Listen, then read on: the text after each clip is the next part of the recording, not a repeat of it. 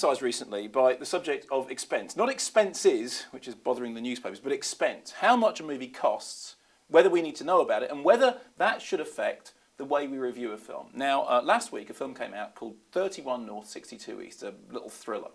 And at the beginning of the screening, the National Press Show, the director of the film stood up and he explained to all of us that he'd been told to make the movie for £260,000.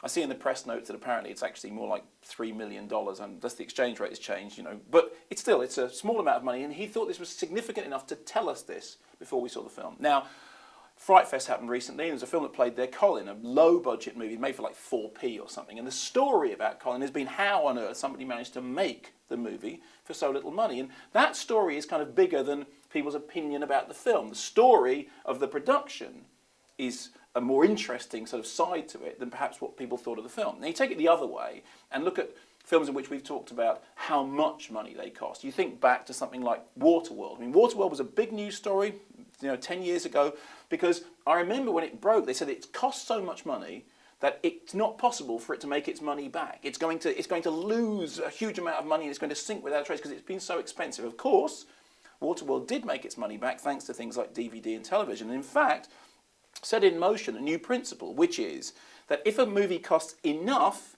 it will not lose money. Nowadays, people think that there are only two ways of making money, which is to make either a very, very cheap movie, therefore you won't lose money, or make a very expensive movie, which will make its money back eventually in the ancillary market. I mean, think also of what happened with Titanic. Long before anyone saw Titanic, everyone was talking about how much it cost. 2 studios involved, so much expense, there's not enough money in the world to pay for it. And what they didn't take into account was that people would repeat view Titanic.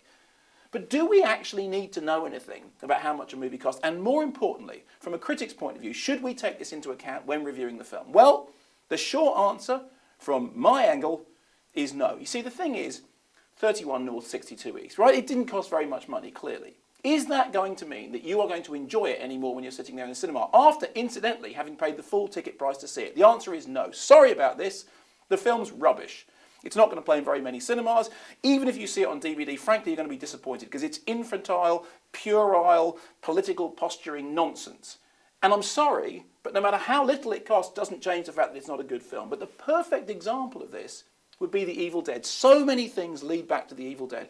The thing that everyone knows about The Evil Dead is not that it didn't cost any money at all. What people know about it is that it's a brilliant movie. Now, Sam Raimi has talked very often about the fact that in order to finance the film, he went to local businesses, he went to dentists, he went to doctors, he went to estate agents and said, give me some money, I'm going to make a horror film, if you make any money back, then you'll make a profit. And of course, all those people have seen their profit returned in spades. Great, fine, nice little side story, but not the story of the film. The story of The Evil Dead is a film so scary, it was outlawed in the UK and everyone tried to, hound it out of the country. It was tied up in the video nasties and people who saw it were genuinely shocked and appalled, and one examiner who saw it said they felt like they'd been physically assaulted. That's the story. You see, the key is The Evil Dead is a brilliant film despite the fact that it cost almost no money, not because of it.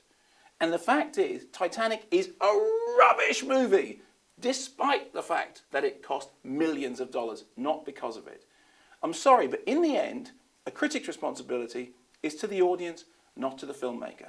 And when you sit down to watch a film, you shouldn't be thinking, how much did it cost? That's all right then. In that case, I should enjoy it more. No. You watch the film, they deal with the budget, the two things shouldn't interact.